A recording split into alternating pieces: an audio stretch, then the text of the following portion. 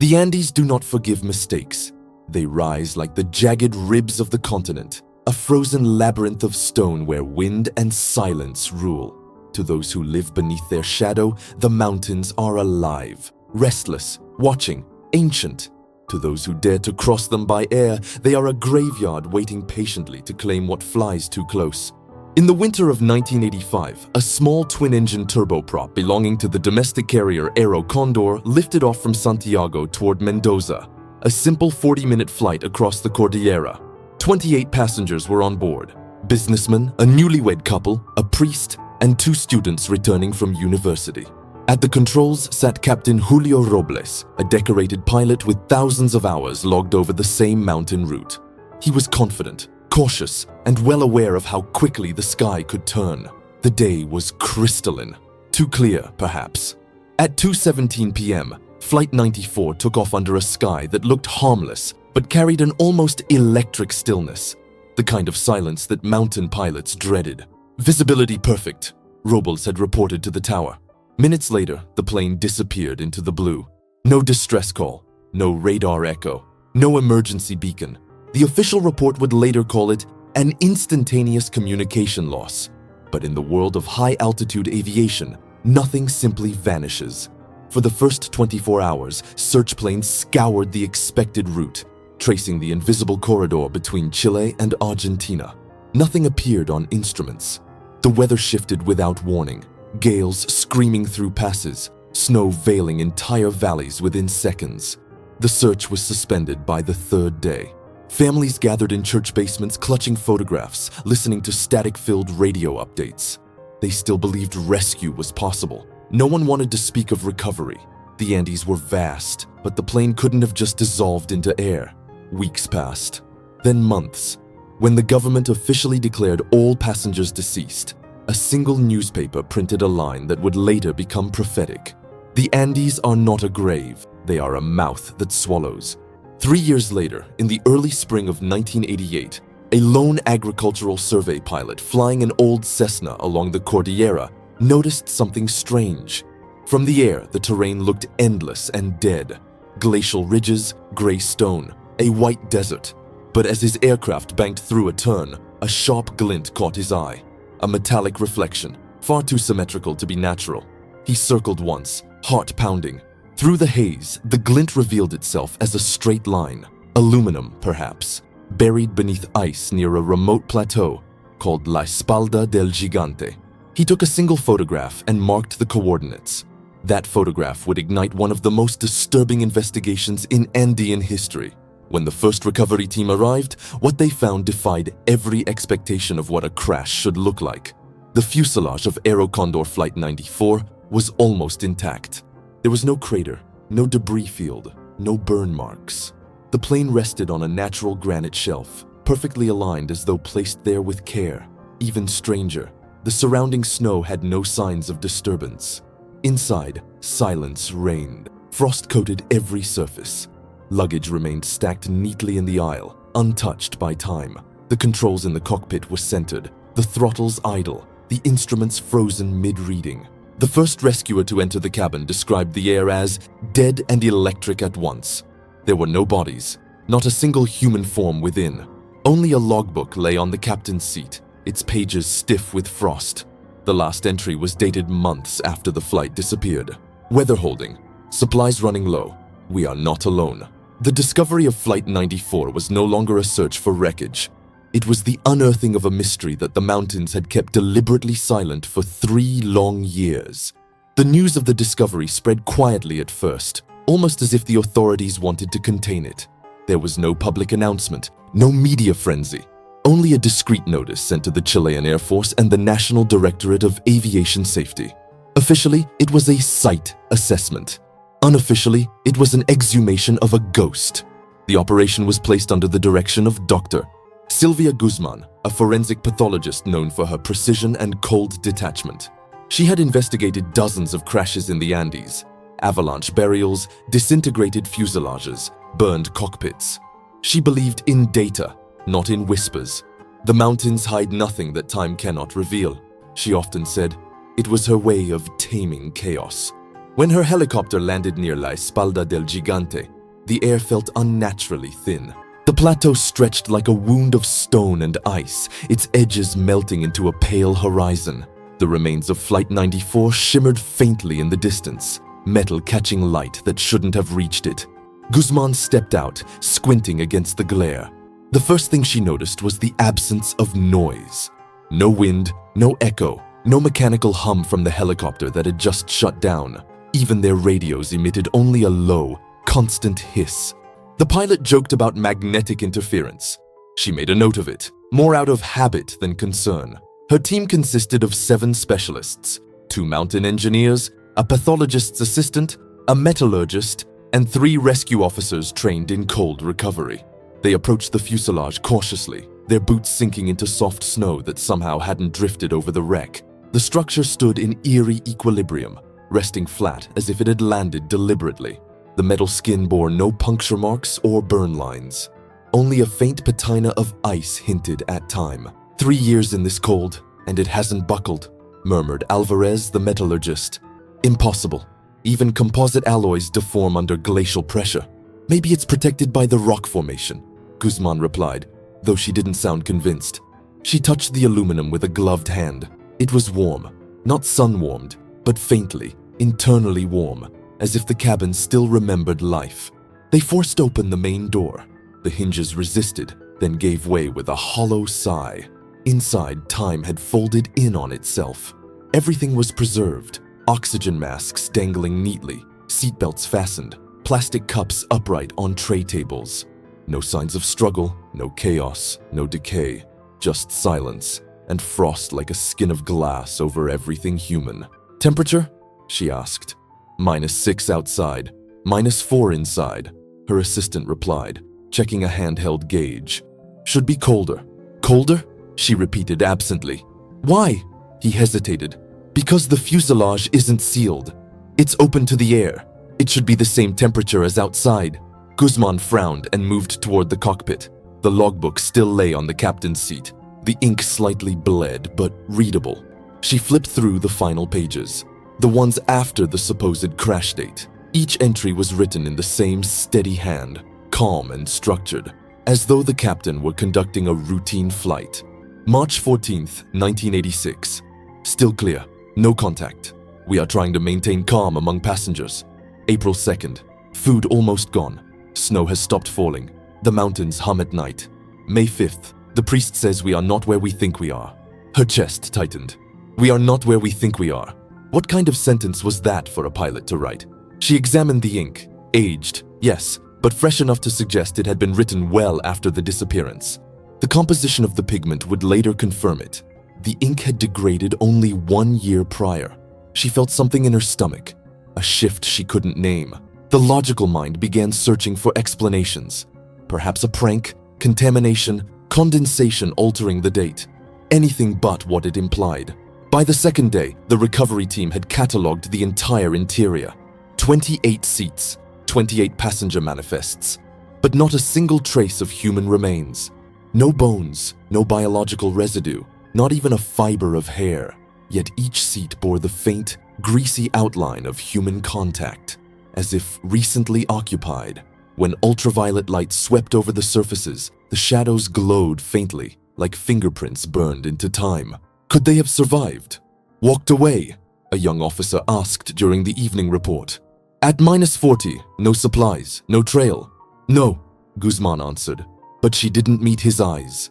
Her gaze drifted to the horizon where the light was beginning to fade. The snow reflected a dull violet, and for a brief moment, she thought she saw faint, rhythmic flashes beneath the ice, like slow heartbeats trapped underground. That night, she lay awake in the camp tent, listening to the creak of fabric and the low whine of the wind. Somewhere beyond the darkness, something vibrated through the frozen rock, a long, pulsing hum that came and went like breathing.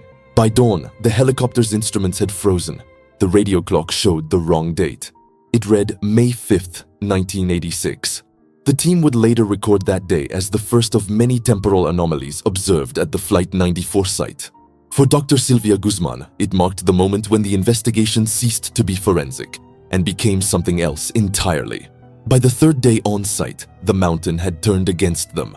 The weather remained paradoxically calm. No storms, no fresh snow. But the air grew heavy, as if charged. The men said their watches gained seconds every hour. The helicopter's altimeter oscillated without wind. Even the simplest equipment behaved erratically, though only when brought near the fuselage. The camp's generator shut down twice without cause. The batteries bled power, dying as though something unseen drank from them. Dr. Silvia Guzman took notes with obsessive precision. She cataloged the temperature every hour, sketched diagrams of the wreck, and logged the strange electromagnetic readings coming from the tail section. Her handwriting grew tighter, more angular with each entry, her rational mind tightening its grip on a reality that seemed to slide beneath her. At Uru 942, Alvarez, the metallurgist, called her to the rear of the plane. "You need to see this," he said, voice low. He had cut a small fragment from the outer hull, standard procedure for corrosion analysis. The moment he touched it with a handheld torch to test reactivity, the metal did not melt. It pulsed. A slow, inward glow, dull red, then fading to silver. When cooled, it returned to its exact shape. No deformation, no residue. "That's not possible," she said. "The composite should show thermal stress." Alvarez nodded. "It's not reacting to heat. It's adjusting." She ordered more samples, each stored in sealed evidence containers. Within hours, the samples began to vibrate faintly, as if resonating with a distant signal. Guzman placed one near her digital recorder.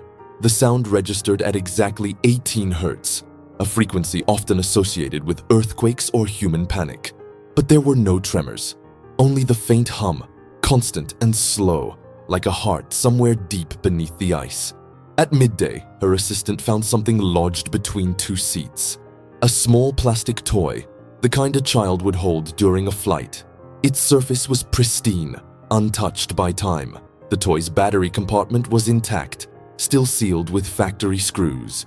Yet when they lifted it, the toy emitted a sound, 3 soft chimes like a lullaby. No one spoke. The recording device captured the melody. When replayed later, the audio contained a 4th chime, not heard during the moment of discovery. "Could be electrical discharge," Alvarez said quickly, his voice trembling. But Guzman said nothing. Her face remained expressionless, though her pulse betrayed her. By the evening, they began examining the cockpit wiring, tracing how the electrical systems might have survived. They found that the onboard clock had frozen at 2:41 p.m., the exact minute the plane vanished from radar in 1985. But the internal recorder, the black box, told a different story. It contained 6 hours of audio beyond the disappearance. Voices murmuring softly, prayers, mechanical hums, occasional metallic taps. Then, at hour 5, a sound no one could identify. A single sustained tone, descending into a deep vibration. After that, silence. The data chip inside the recorder was undamaged, but when they tried to copy it, every device used for duplication overheated and failed within seconds. By nightfall, all 3 backup drives were dead. That evening, Guzman sat alone inside the cockpit, the tape recorder beside her. She replayed the last hour again and again, listening for something she could rationalize. Her breath fogged in the dim light. Then, between the hums, she caught something subtle, a pattern. Every 47 seconds, a whisper. Not human, not mechanical, but rhythmic, almost linguistic. She slowed the playback. The whisper formed something that could be mistaken for words in Spanish, or perhaps just the illusion of them. "No están muertos." They are not dead.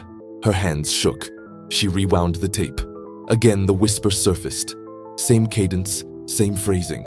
She listened 10 times, 20. The more she played it, the clearer it became. Not a trick of sound, but articulation, breath, intent. She didn't tell the others. That night, the hum beneath the ground intensified. The air inside the tent grew unbearably warm, though the thermometer read -5. The snow outside vibrated with invisible tremors, tiny avalanches whispering down from the cliffs without wind. She pressed her palm against the frozen earth and felt it. Slow, rhythmic pulses, perfectly timed with the whisper she'd heard. Before dawn, one of the officers vanished. His tent was empty, footprints leading a few meters from camp, then ending abruptly. No fall marks, no blood, no sign of struggle. Just footprints that stopped at the edge of the plateau, as if he had stepped into nothing. Sylvia's report that morning was clinical, restrained, methodical, but the ink at the bottom of the page trembled slightly where her hand had paused before signing her name. The investigation was no longer about identifying a crash. It had become an autopsy of something still breathing beneath the mountain's skin. By the fourth day, exhaustion had settled into the camp like frost. The men no longer spoke much, and when they did, their words felt heavy, as if sound itself resisted them. Guzman maintained her routine, sampling, documenting, correlating data, but her notes had changed. Each page contained fewer numbers and more descriptions of things that could not be measured. Vibration constant, origin below glacier, light under snow, possibly reflection, team experiencing temporal confusion. Her tone remained professional, but between the lines, doubt was spreading like a stain. Alvarez continued to analyze the fragments cut from the fuselage.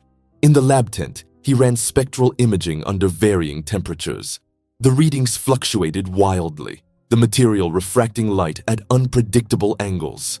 When cooled below zero, the alloy emitted a faint luminescence. When warmed, it turned opaque. None of this made sense according to any known metallurgical principle. "It's behaving like it's alive," he muttered. Sylvia frowned. "Alloys don't respond to stimuli." He looked up at her, pale. "This one does." That night, the metallurgist would be found sitting upright in his tent, eyes open, body rigid, pulse absent. There was no sign of trauma. His watch showed a time 3 hours ahead of the rest of the camp. The official report lists it as a cardiac arrest. Sylvia never corrected it. Though the Air Force requested immediate transmission of the recovered data, but the encrypted signal could not pass through the plateau. Every attempt at communication failed, as though the air itself absorbed the transmission. The radio operator swore he could hear faint feedback in the static, human voices overlapping, repeating the same sentence. "No están muertos." He begged to shut it off. She refused. The following morning, a group of locals arrived at the base camp, Quechua herders from the lower valleys. They had seen the helicopters and offered to assist with supplies. One of them, an old man with clouded eyes, pointed at the wreckage and whispered something in his dialect. Sylvia didn't understand, so her interpreter translated hesitantly. "He says that place is where the mountain breathes, that sometimes it exhales what it has eaten." She forced a polite smile. "Tell him we're investigating a plane, not myths."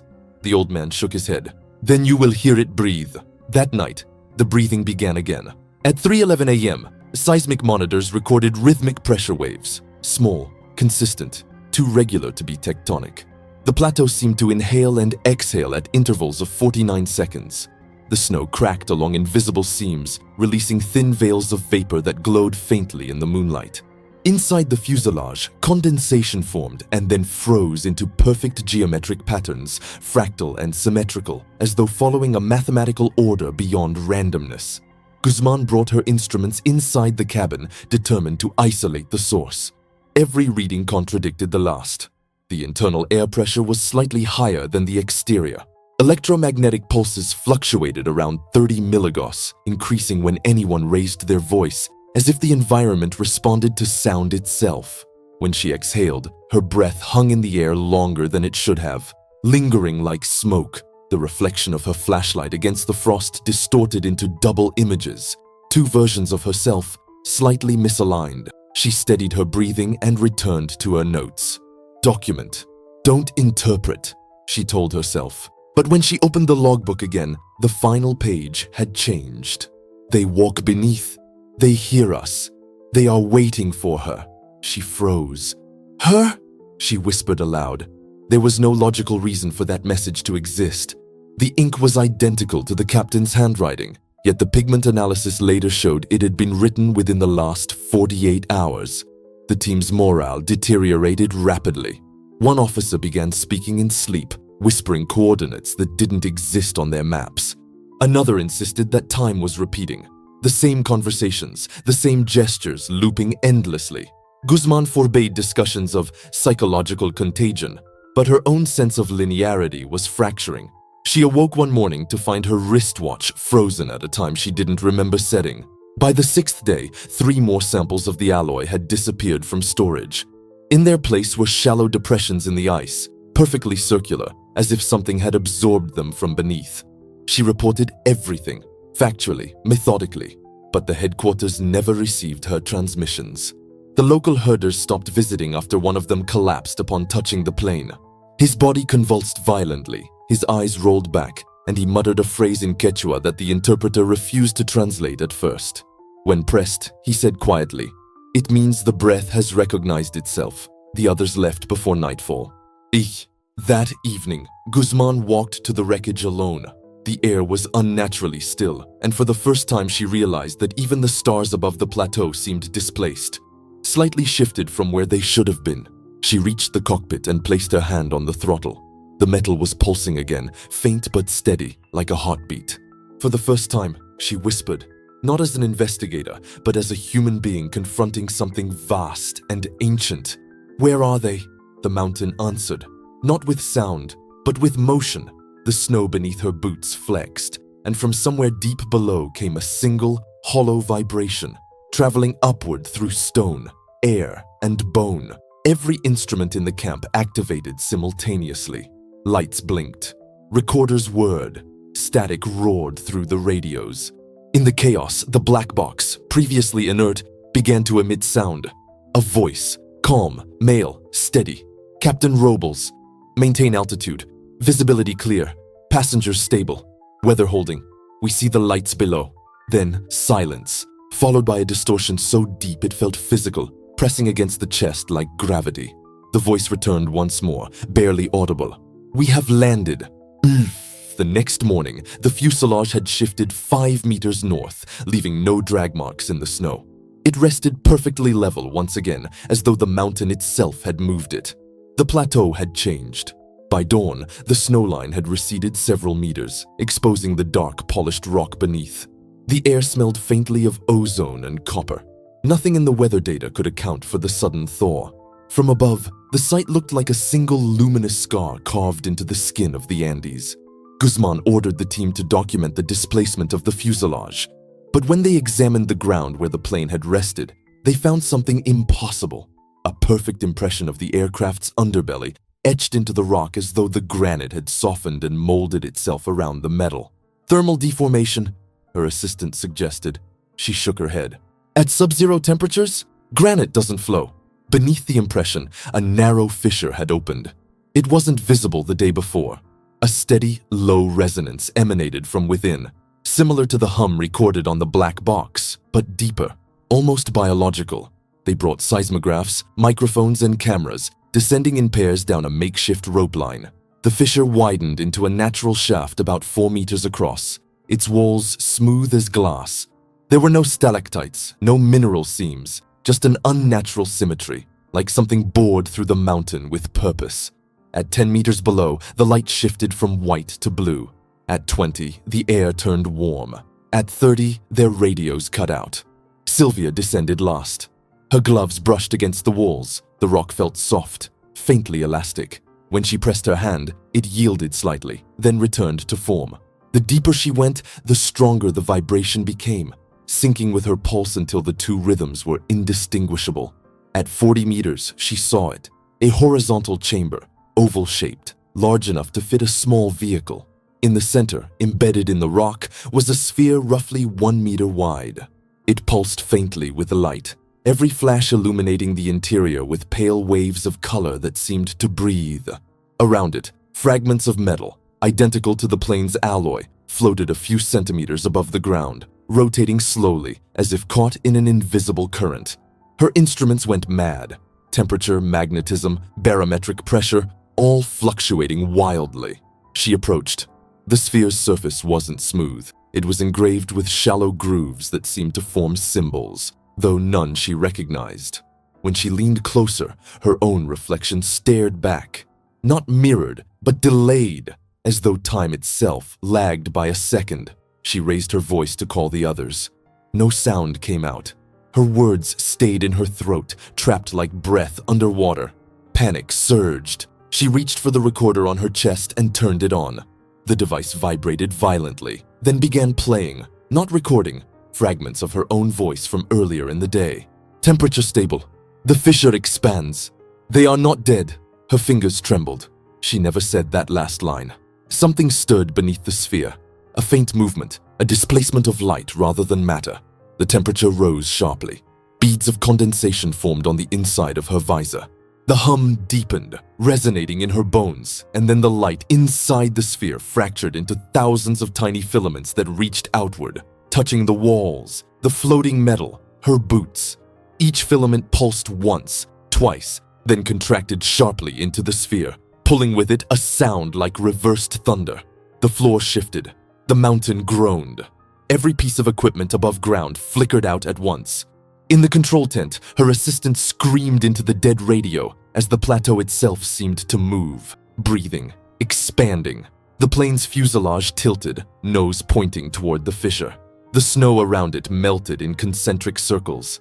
The cameras recorded only static, but within that static, for exactly 7 seconds, a shape appeared. A perfect silhouette of the aircraft descending vertically into the ground without resistance. Then everything went black. See, when the light returned, Guzman was standing at the base of the fissure. Her recorder blinked red.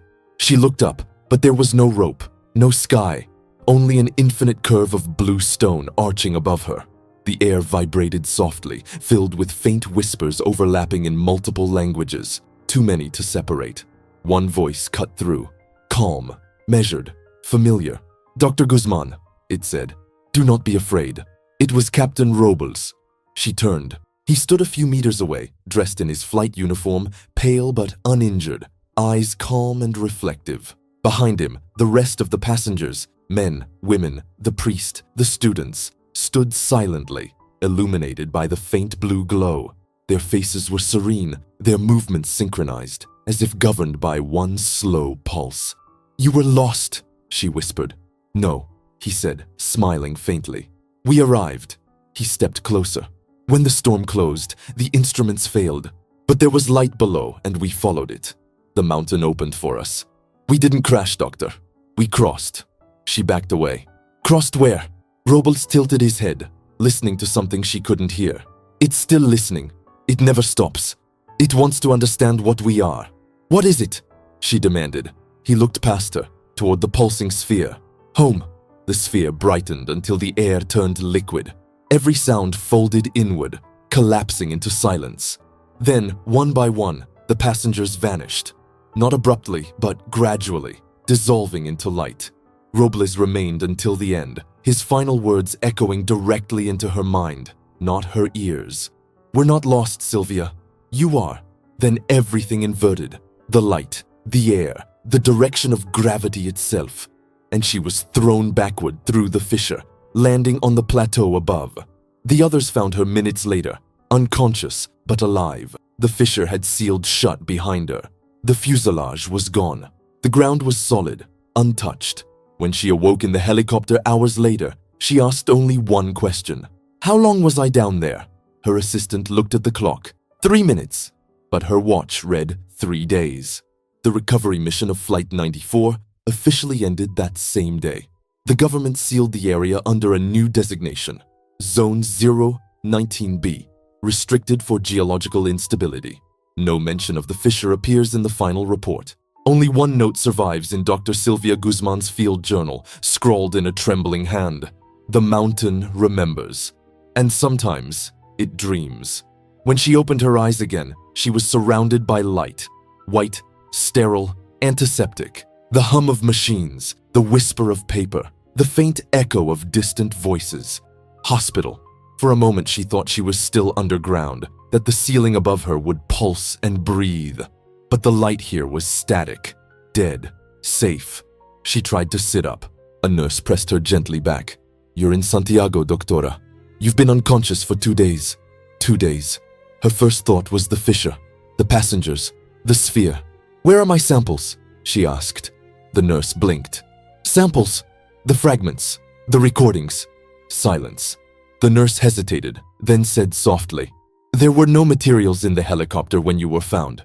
Just your field book." Guzman's pulse quickened. "And the site? Has anyone gone back?" "Military sealed it off." "Geological hazard," they said.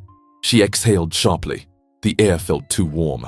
On the table beside her bed lay her logbook, its cover warped from frost. She reached for it and flipped through the pages. Half of them were blank, entire sections erased. The last remaining line was her own, written in shaky script. The mountain remembers. Her mind searched for the fissure, the light, Robles. Every memory felt sharp, luminous, and wrong, as though belonging to someone else. A few waited of 2 days later, she was brought before a review committee in the Air Force headquarters. 3 officers in identical uniforms sat behind a metal desk, their expressions neutral. A 4th man, civilian, suit immaculate, observed silently, taking notes. Dr. Guzman, the senior officer began. You were the last person to see the wreckage before it vanished. We need your technical assessment. Vanished? She asked. That's the word you're using? The officer ignored her tone. Was there any indication of geological instability? Sinkholes? Subterranean vents? She stared at them, incredulous. I'm telling you, the rock absorbed the fuselage. The ground changed composition before our eyes. You can't call that erosion. Please confine your remarks to verifiable observations. Her voice rose. I have recordings, data. There was electromagnetic fluctuation, structural displacement, biological. The man in the suit interrupted. His tone was calm, precise. Doctor, there are no such recordings. The devices you refer to were damaged beyond retrieval.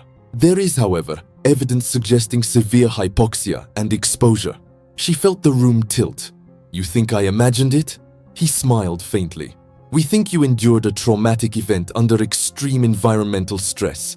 People see things when their oxygen drops, hear things. She almost laughed. And the missing plane? The 30 souls who walked beneath the ice? Will you blame hypoxia for them too? No one answered. That night, she left the base and returned home. Her apartment felt unfamiliar, too clean, too silent. The world outside seemed muted, slightly delayed, like an echo of itself. She poured herself a glass of water. When she looked away, the surface rippled, though nothing had moved it. The next morning, a courier arrived at her door with a sealed envelope marked classified, restricted circulation.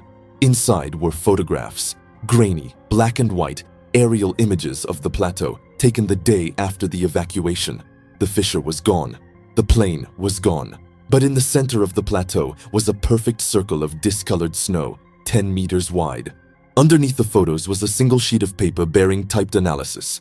Residual heat signature consistent with geothermal venting.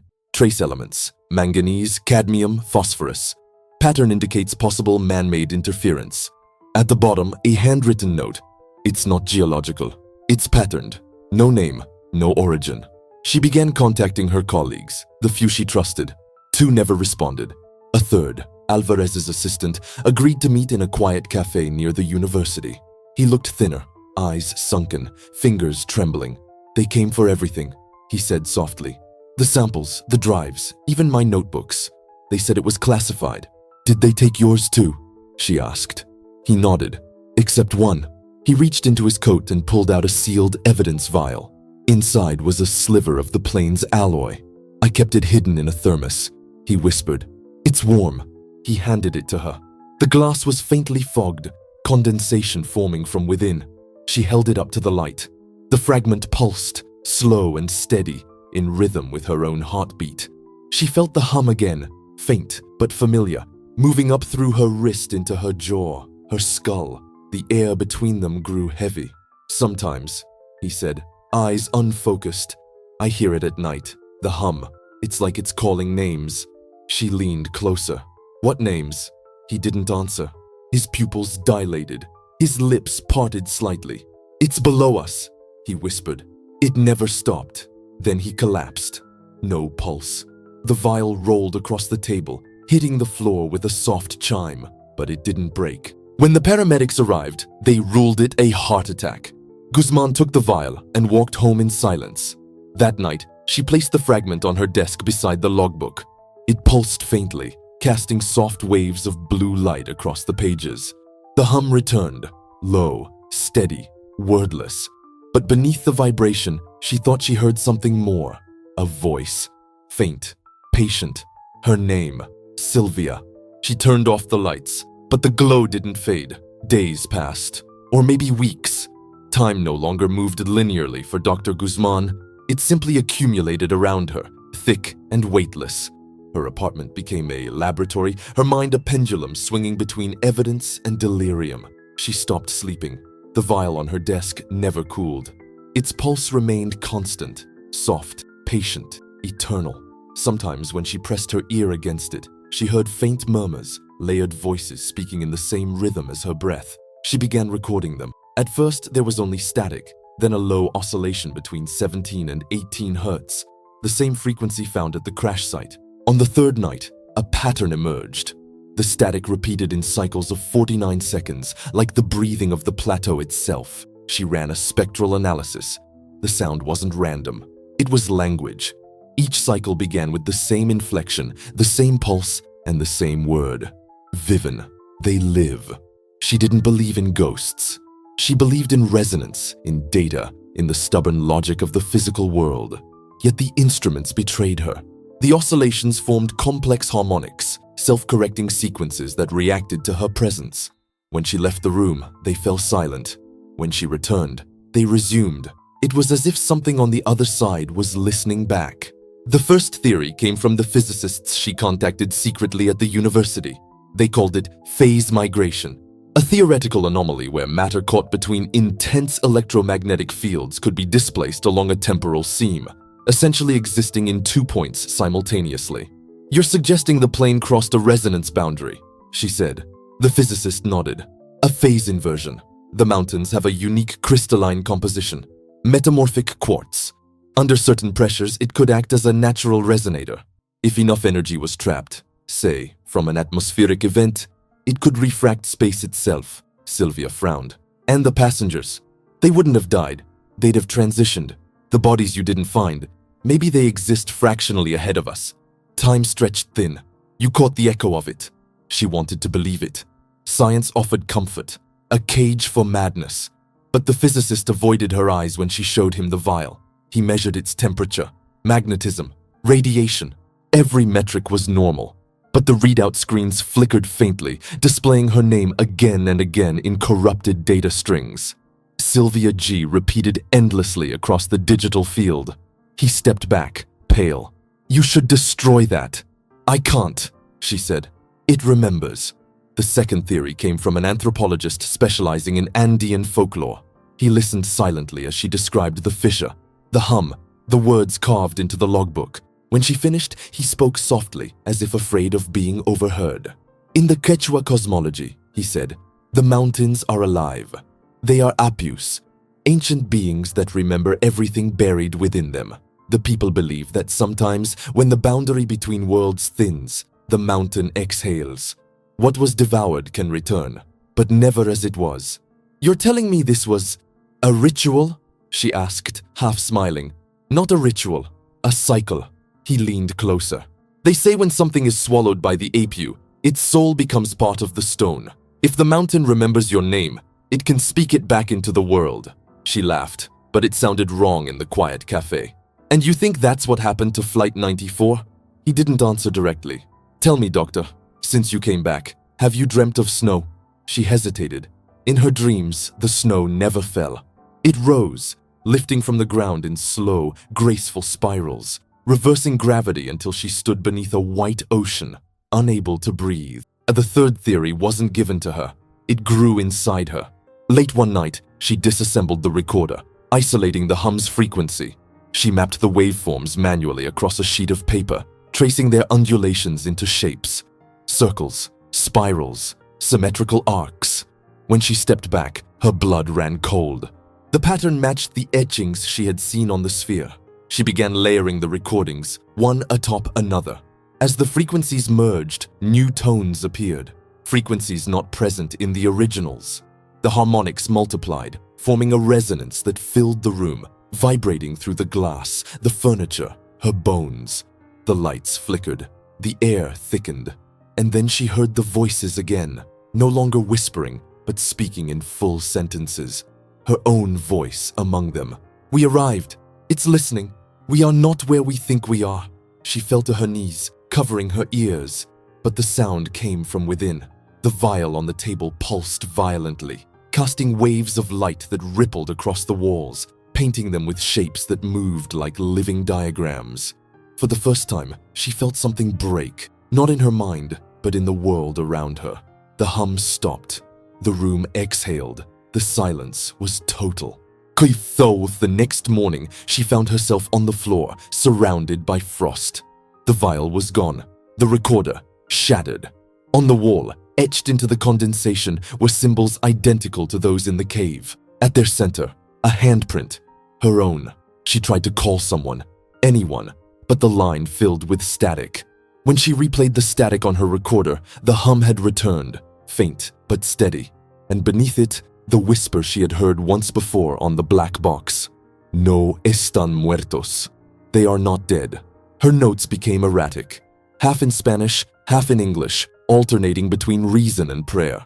She wrote of temporal recursion, memory feedback, and structural consciousness. She believed the alloy wasn't a material. It was a memory device, something designed to preserve the echo of what the mountain consumed. In her final coherent entry, she wrote, "It doesn't just hold them, it learns from them. It's learning from me." That night, her neighbors reported hearing a low vibration coming from her apartment. It lasted 49 seconds. Then, silence. When investigators entered the next morning, the place was empty. No signs of struggle, no body. Only her logbook on the desk, its final page still damp with ink. One line, written over and over until the pen tore through the paper. "We have landed." After her disappearance, the government closed her case under psychological distress. The vial was never found.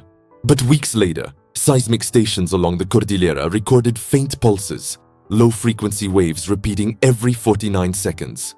When translated into visual form, the waveform resembled a heartbeat. And buried within that pattern, researchers discovered something that should not have been there. A single word encoded in harmonic intervals. Sylvia. The official statement was brief. Dr. Sylvia Guzman, consultant to the National Directorate of Aviation Safety, is presumed deceased after an apparent breakdown and voluntary disappearance. The Aerocondor investigation is concluded. Geological instability confirmed as cause of the loss. It was printed once, in small type, buried halfway down the page of El Mercurio, and never mentioned again. The government classified every file related to Flight 94 under the Internal Security Act. The plateau was sealed permanently. Satellite imagery of the coordinates was blurred by international request. For the world, the Andes closed their mouth once more. But silence is not the same as absence. Within months, every surviving member of the recovery team began reporting symptoms: vertigo, insomnia, and a persistent low-frequency ringing in the ears. One man threw himself from a balcony after claiming to hear breathing through the walls. Another simply vanished during a trip north, his vehicle found idling by the roadside, headlights still on. In their medical reports, each described the same dream, a sound like thunder under ice. And the phrase, always in Spanish, whispered through the static of sleep: "We have landed." In the archives of the Chilean Air Force, the case file, codename Proyecto Espalda, remains restricted. Its existence is denied in public briefings, yet whispers persist among former officers who worked logistics during the recovery. They speak of boxes filled with unmarked reels of tape, impossible readings, and photographs showing frost that glowed. One technician recalled a peculiar anomaly. In every frame of the recovered footage, the shadow of the fuselage appeared twice, offset by a fraction of a second, like two versions of time overlapping. He was ordered to burn the negatives. He claimed he did, but one survived. In 1992, an anonymous envelope was delivered to a university physics department in Valparaiso. Inside was a single black and white photo of the plateau. No plane, no people. But carved into the snow, enormous and perfect, was a circular impression, 10 meters wide, faintly glowing even in monochrome. Scrawled on the back, in handwriting later confirmed as Guzman's, were 4 words: "It's still listening below." Her family never accepted her death. Her sister, Anna, kept a small collection of her belongings in a box: a notebook, a pendant, and a cassette labeled May 5, 1986. She never played it. She said that sometimes, at night, the box made a sound, a low, steady hum that vibrated through the drawers. When Anna finally moved away, she buried the box beneath a jacaranda tree. The ground above it remained frost-cold, even in summer. By the mid-1990s, the story had become legend. In mountain villages across Chile and Argentina, shepherds began whispering of lights under the snow. White, slow, moving as if something alive traveled beneath the ice. They called it El vuelo que no cae, the flight that does not fall. Locals spoke of hearing engines when the sky was clear, or of seeing passengers standing motionless on distant ridges, faces calm, eyes reflecting starlight. They said the plane still crossed the Andes, forever suspended between one side and the other, never landing, never crashing. The church denied involvement, the Air Force denied responsibility, and the world forgot. Almost. Because once a year, always in early May, the seismic stations in Santiago register a pulse beneath the Cordillera, 49 seconds apart, a perfect cycle. When technicians amplify the signal, a faint voice emerges through the static. Sylvia. But the truest aftermath of the event was not in data or rumor. It lived in those who touched the mystery, in the silence they carried like a contagion. One of Guzman's students, years later, described her memory of the doctor in class. The way she always paused before using the word truth, as though she no longer believed in its shape. That hesitation, too, became legend. Trauma has many languages. For the survivors of the Flight 94 investigation, it spoke through vibration and memory. Some called it madness, others called it faith. But deep in the Andes, where the air thins and the horizon fractures, the hum still travels through the stone. Patient, rhythmic, alive. The mountain does not forget its witnesses. Within government corridors, the Aero Condor case became a shadow no one wanted to name. By 1990, a classified memorandum circulated through the Ministry of Defense, stamped restricted, eyes only. It outlined the corrective strategy for Project Espalda. 1. Deny the existence of any anomalous geological activity. 2. Attribute the disappearance of personnel to natural causes. 3. Classify all recordings as magnetic corruption. 4. Contain public interest through controlled academic dismissal. The memorandum ended with a single phrase: the event cannot be investigated because it cannot be replicated. The file vanished from archives a year later. The National Aviation Board published a sanitized report titled Incident 9485, Hypoxia and Navigational Error. It presented an orderly narrative. Captain Robles lost altitude due to a pressure system anomaly. The fuselage disintegrated upon impact. Recovery was incomplete due to glacial instability. End of file. Every mention of Dr. Guzman was removed, her role reclassified as civilian consultant. Even her thesis at the university was quietly replaced in the catalog. Same title, different author. Students searching for her name found nothing but a digital void, as though she had never existed.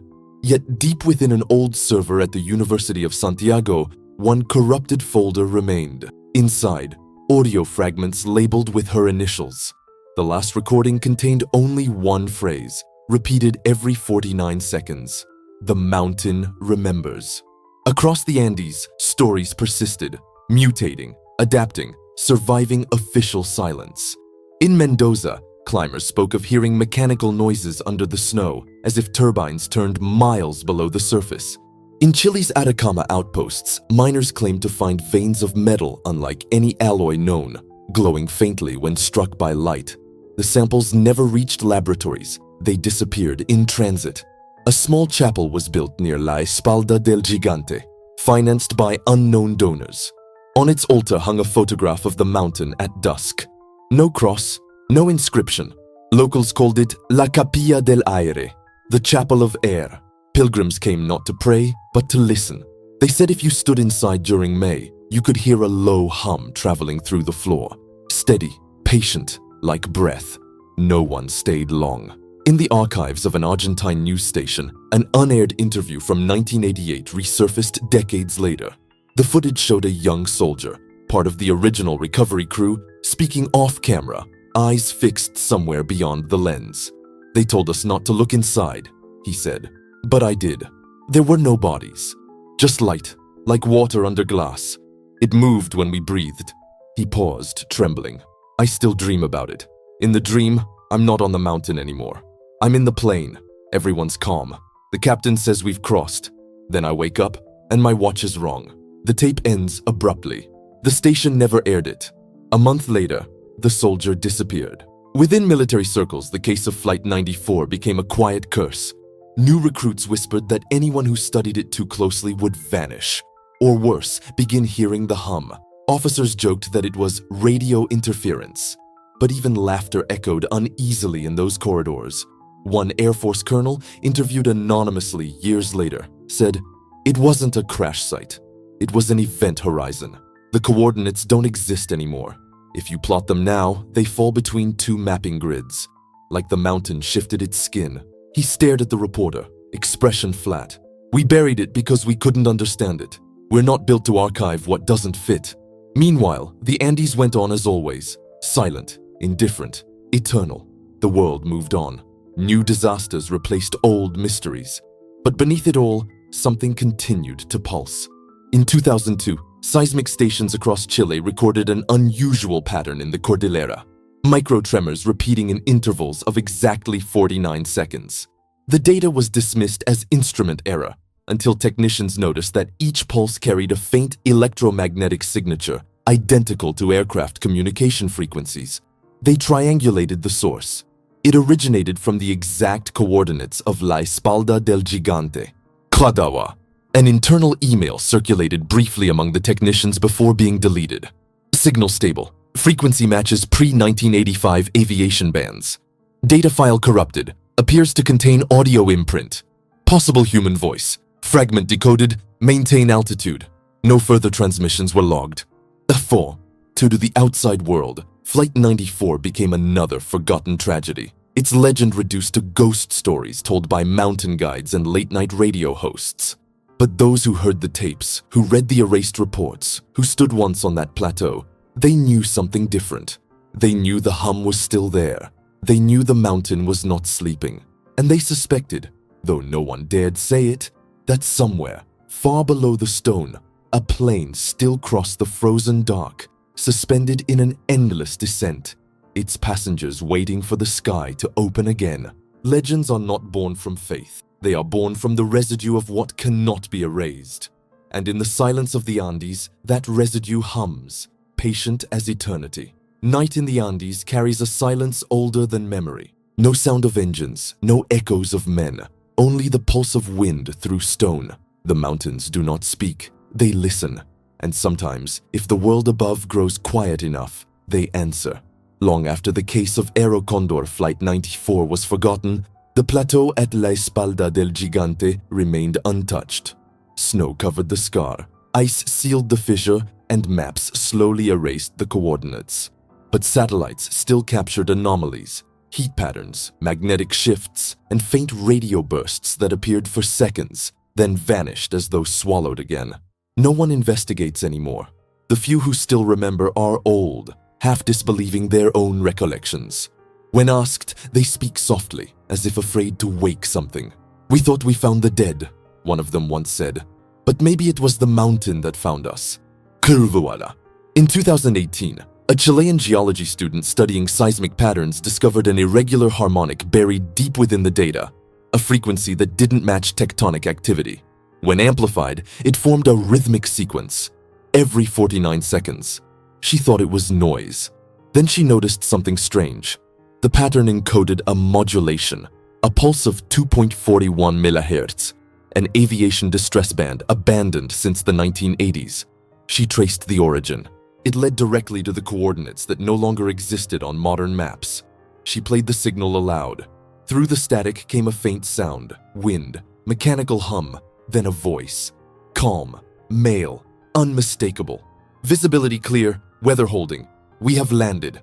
She froze. The file corrupted instantly after playback. When she tried to retrieve it, her computer's internal clock had changed. It read May 5th, 1986. They say that once every decade, a small tremor passes under the Andes. Not violent, not destructive, just a gentle shudder, like something turning in its sleep.